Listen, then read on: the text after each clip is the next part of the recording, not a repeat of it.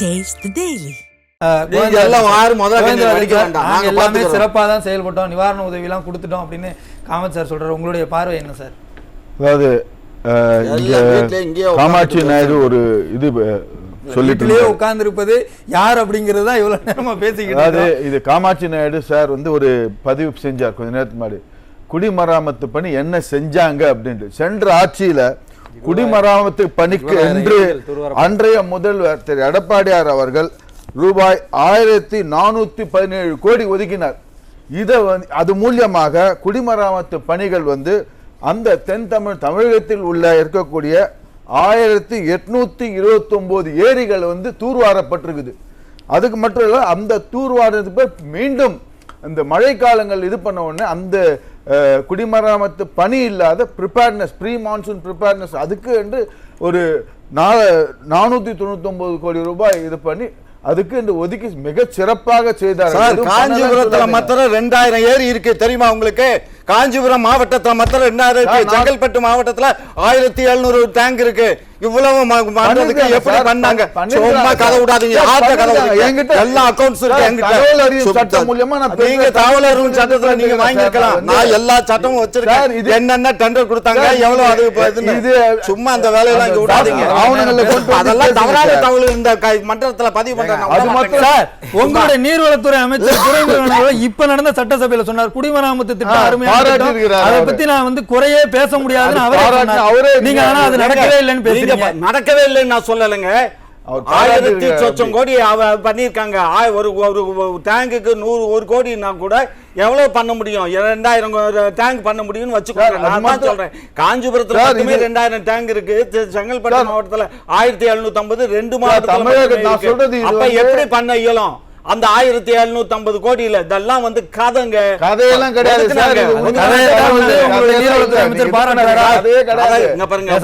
அதிமுக காரங்க சொல்ற கதையை திமுக அமைச்சர் வந்து பாராட்டுறாரா?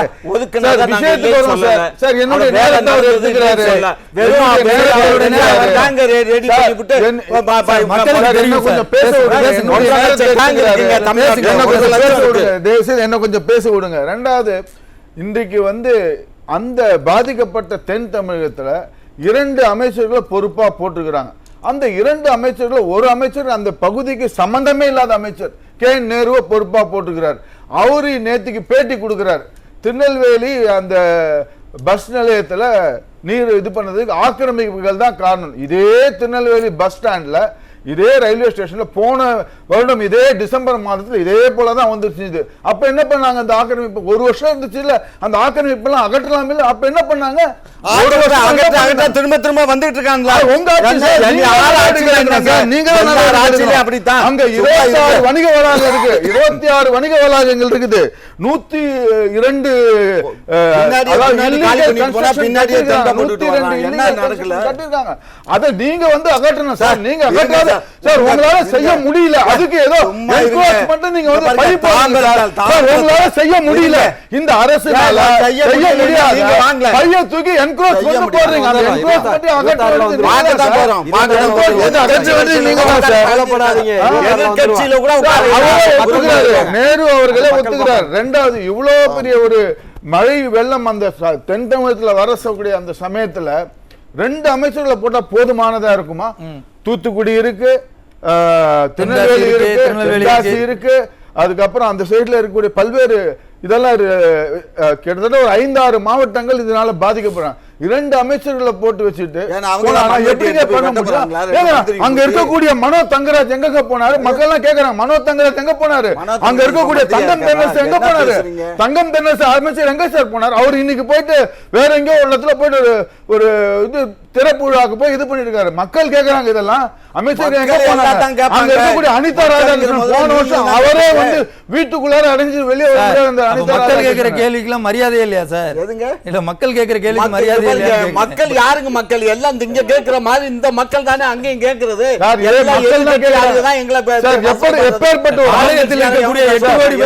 திமுகவின் எதிர்கட்சியா மாறி இருக்காங்க. ஆட்கள் பேசுற பேச்சு தான் இது.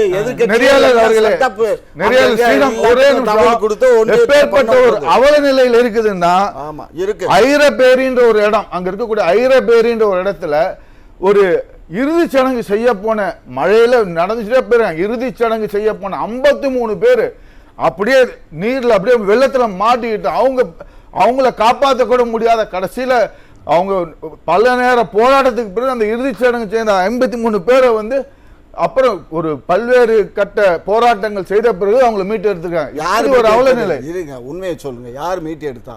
மீட் எடுத்தது அந்த பேரிடர் மேலாண்மை சொல்லுங்க. உடனே இது பண்ணாங்க, போராட்டம் பண்ணி இது பண்ண தகவல் கிடைக்காம அவங்களும் போறதுக்கு வந்து அவங்களுக்கும் மழை தாமிரபரணி ஆத்துல வெள்ளம் போய்கிட்டு இருக்கு. சுடுகாட்டுக்கு போறவங்களுக்கு முன்னெச்சரிக்கையாக அவங்க பின்னாடியே மழை வர பின்னாடி வந்து அவங்களுக்கு பாதுகாப்பு ஒரு குண்டுகள் முழங்கம் அரசு மரியாதை செய்ய வேணும். வெள்ளம் வரப்போகுதுன்னு சொல்லும் போது அந்த மக்களை அப்புறம் ஐயா ரெட் அலர்ட் கொடுத்திருக்காங்கல்ல. ரெட் அலர்ட் வானிலை இந்திய வானிலையும் சரி வானிலை அறிக்கை ரெட் அலர்ட் கொடுத்திருக்காங்க. 2 நாள் முன்னாடியே ரெட் அலர்ட் கொடுத்திருக்காங்க. ரெட் அலர்ட் கொடுத்ததுக்கு வந்து எல்லாரும் அரசு இயந்திரங்கள்லாம் தயாரா இருக்கணும்ன்றது தான் ரெட் அலர்ட் கொடுத்திருக்காங்க. இன்னொன்னு, இந்த தமிழக அரசு ஆணை 92, அந்த அரசு ஆணை 92 பேரிடர் மேலாண்மை டிசாஸ்டர் மேனேஜ்மெண்ட் விங் அவங்க என்ன சொல்லியிருக்க, அந்த அரசு ஆணையில வருஷம் இது வந்து 2022 போட்டிருக்கிறது. பேரிடர் மேலாண்மை அந்த இதுக்கோசம் இது போல பேரிடர் காலங்களில் புயல் மழை வெள்ளம் நிதி ஒதுக்குறாங்க. அது மத்திய அரசும் கொடுக்குது, மாநில அரசு ஷேர் இருக்கு. 2021 இப்ப இந்த வருஷம் இருக்கு ஏறத்தாழ 375 கோடி ரூபாய். இது வந்து இந்த அரசாணையிலே அந்த பணத்தை எல்லாம் என்ன பண்றாங்க? மீட்பு நடவடிக்கை எடுக்கலாம்ல, குடிமராமத்து பண்ணலாம்ல, ஏன் பண்ணாத இருக்கிறாங்க? என்ன செய்தி இந்த அரசு வந்து என்ன செய்தி? இதுதான் மக்கள் கேட்கறாங்க. இவ்வளவு எல்லாம் அதனால்தான் அவங்க வந்து போற இடங்கள்லாம் அவங்களுக்கு வந்து மக்கள் வந்து அவங்க வந்து சேற்றால் வாரி அடிக்கிறதும் கேள்வி கேட்பதும் இதுதான் நடந்து கொண்டு இருக்கிறது. இல்ல இப்ப காமாட்சி சார் சொல்றாரு அங்க வந்து பேரிடர் மீட்பு பணி அந்த குழுக்களை எல்லாம் நாங்க அனுப்பிட்டோம் அப்படின்ற, அதுக்கு மேல ஒரு அரசு என்ன செய்ய முடியும் சார்? குழுக்கு அது மாத்திரம் போதாது சார், அவங்க உயிரை பாதுகாக்கணும் எல்லாம் இது பண்ணாங்க. அதுக்கப்புறம் அதாவது வருமுன் காப்போம் எல்லா அமைச்சரும் எம்எல்ஏவும் போய் நிக்கணும் சார். ஒவ்வொருத்தர் வீட்டுக்கு அப்படி சொல்லி தானே சார் ஓட்டு கேக்குறீங்க? அத எத்தனை பேர் வீட்டுல போய் நிக்க முடியும்? எத்தனை பேர் வீட்டுக்கு நிக்க முடியும்? தொகுதியில இருக்கக்கூடிய ஓட்டு கேட்டீங்க, அந்த தொகுதியில வீட்டுக்குள்ளே முடங்கி கிடக்கிறாங்க. அந்த தொகுதியில இருக்கக்கூடிய சட்டமன்ற உறுப்பினர் அந்த தொகுதியை சார்ந்த அமைச்சர்கள் வீட்டுக்குள்ளே முடங்கி இருக்காங்க, போவே மாட்டேங்குது. இதுதான் மக்கள் வந்து சொல்றாங்க. சென்ற ஆண்டு இதே போலதான் நடந்துச்சு. தண்ணியில ஒரு பொம்பளை ஆளு கழுத்து தண்ணியில எப்படி யார் போய் யாரை காப்பாத்த இயலும்? ஏன்னா அவங்க என்ன மீட்பு படையில இருக்காங்களா? அவங்க போய் காப்பாத்துறதுக்கு தண்ணி கழுத்து தண்ணி தென்காசில போயிட்டு இருக்கு தெரியும்ல இன்னைக்கு நிலைமை அது. அப்படி இருக்கும்போது அதுல வந்து எம்எல்ஏ போவாரா, எம்எல்ஏ எம்பி போவாரா, எப்படி போவாங்க?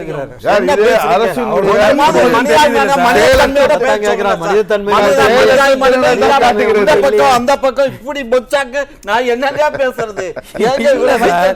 அவ்வளவு தண்ணி போகுதுன்னு தெரியல, தண்ணி வரப்போகுதுன்னு தெரியல, மக்களை முன்னாடி அங்க இருந்து வெளியேற்றிருக்கலாமே, ஏன் செய்யல? அதான கேக்குறோம். பாருங்க தம்பி, ஒரு விஷயம் நல்லா புரிஞ்சுக்கோங்க. நம்ம மக்கள் எப்படின்னு கேட்டீங்கன்னா வெளியேறுன்னு ரெட் அலர்ட் கொடுத்து நேத்து வரலங்க, தண்ணி கொஞ்சம் கொஞ்சமா தான் மேல ஏறிச்சுங்க. இந்த மக்கள் போக மாட்டாங்க. அவங்களுக்கு பரவாயில்ல இருக்கிறத எடுத்துட்டு மொட்டை மாடிக்கு போயிருவோம்.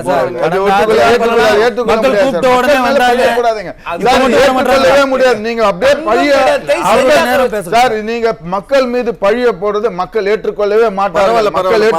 இன்னொன்னு சொன்னாரு பயிரை பத்தி, நேற்றைக்கு கடைந்த 14 இன்னைக்கு காலையில 7 மணி நிலவரப்படி நெற்பயிர்கள் அந்த தென்காசி அந்த சுற்றிப்பட்டு இருக்கக்கூடிய தென் தமிழகத்துல அந்த இருக்கக்கூடிய 1117 ஹெக்டேர் நெற்பயிர்கள் இன்னைக்கு தண்ணியில மூழ்கடிச்சிருக்கு அப்படின்னு யார் சொன்னா? ஏங்க தகவல் வந்து இருங்க சார், இப்ப அங்க கழுத்து தண்ணி போயிட்டு இருக்கு, அதுக்குள்ள எப்படி அதை போய் கணக்கெடுக்க முடியும்? எப்படி கணக்கெடுக்க முடியும் சார்? இந்த தகவல் கணக்கெடுத்து வந்திருக்குது சார். மொத்தம் அப்ப வந்திருக்கு சார், தகவல் வந்திருக்கு சார். தகவல் இது உங்களுடைய அரசு இருக்கக்கூடிய செய்தி விளம்பரத்தை தான் தகவல் கொடுத்துறாங்க. நீங்க சொல்றத வந்து நீர்வளத்துறை அமைச்சர் பாராட்டினா ஏத்துக்க மாட்டார். இல்லங்க. முதலமைச்சருக்கு சொல்றதையும் ஏத்துக்க மாட்டார். ஆமா. அரசு கொடுக்கக்கூடிய புள்ளி விவரத்தை நீங்க சொல்றதா சொல்றீங்க, அதையும் ஏத்துக்க சார், இது மாட்டார். வந்து மக்கள் விரோத அரசு சார். ஆதென்டிகேட்டட் கவர்மெண்ட் கொடுத்த புள்ளி சார், விவரத்தை இந்த தான் தகவல் சேர்த்துக்கணும். டிஐபிஆர்ல தானே வந்திருக்கு. இந்த கருத்து டிஐபிஆர்ல தான் சார் வந்திருக்கு. அதுல இருந்தா நான் பார்த்தோம், அதே ஏத்துக்க மாட்டேன்றாரு. டிஐபிஆர்ல வந்திருக்கிறதா ஒத்துக்க மாட்டேன்றாரு. என்னத்தையாவது கண்ணை மூடிட்டு என்னத்த வேணாலும் சார், கண்ணை மூடிட்டு சொல்ல சார், கண்ணை மூடிட்டு சொல்ல. கண்ணை மூடிட்டு யார் பேசிட்டு இருக்காங்கன்ற மக்கள் பார்த்துட்டு இருக்காங்க. பத்திரிகையாளர் பொய்யே பேச மாட்டீங்களா? உண்மைதான் பேசுவீங்களா? சார், பத்திரிகையாளர் எல்லாரும் கொச்சப்படுத்துறவங்க பத்திரிகையாளர் இல்ல சார், பத்திரிகையாளர்களை கொச்சப்படுத்துறாங்க. என்ன கொச்சப்படுத்துறான்? இன்னைக்கு எந்த பத்திரிகையாலும் ஒழுங்கா எழுதுதா? இல்ல எந்த ஊடகமாவது ஒழுங்கா நடந்துக்கிறதா? எல்லாமே வரம்பு மீறி பேசுறாங்க, வரம்பு மீறி செய்தியை வெளியிடுறாங்க. சார், எந்த ஒரு பத்திரிகையாச்சும் இன்னைக்கு இத பத்தி இந்த அரசு செயல்படலங்கிறத சொன்னோம்னா வரம்பு மீறலன்னு சொல்றீங்க. ஆமா. சரிதான், மக்கள் முடிவு பண்ணிட்டோம். நடக்கணுங்க. எதுவா இருந்தாலும் மனித நேயம்னு ஒண்ணு வேணுங்க. அதைத்தான் கேக்குறோம். யாரா அதைத்தான் இருந்தாலும் கேக்குறோம். அந்த மனித இப்ப நேயம் அங்க சார், ஆக மொத்தத்துல சார், ஆக மொத்தத்துல இந்த அரசு மக்கள் விரோத அரசா தான் ஆமாங்க. செயல்படுது. நாங்க மக்கள் விரோத அரசா தான் செயல்படுது. வக்கால் தாங்கவனா நீங்க ஒண்ணு எங்களுக்கு சரி, வாக்களிக்க என்ன வேணாம். பேசுறீங்கன்னு பொறுத்திருந்து பேசுவோம் சார். ஒரு கோவிந்தராஜன் சார், உங்களுடைய இறுதி கருத்தை மிக சுருக்கமா பதிவு பண்ணுங்க.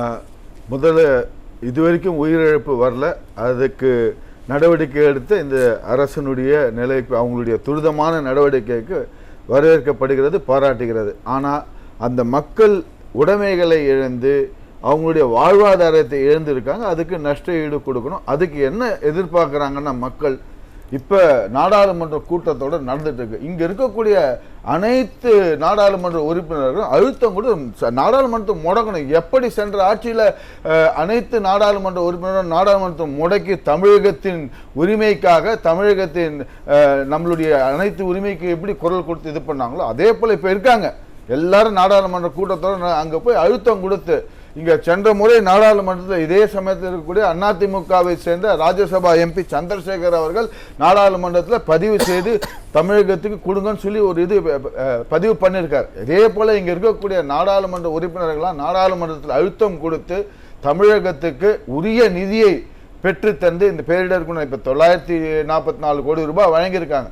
அது பத்தாது, உரிய அதுக்கு மேற்கொண்டு அதிகமான நிதியை வழங்குவதற்கு இங்க இருக்கக்கூடிய இவங்க கட்சியை சேர்ந்த பொறுத்திருந்து பார்ப்போம் சார். இந்த அரசு மீட்பு நடவடிக்கைகளை எப்படி செய்ய போகுது அப்படிங்கிறதையும், அதுக்கு பிறகு நிவாரண பணிகளை எப்படி செய்ய போறாங்கன்றதையும் நம்ம தொடர்ந்து பேசுவோம், பார்ப்போம்.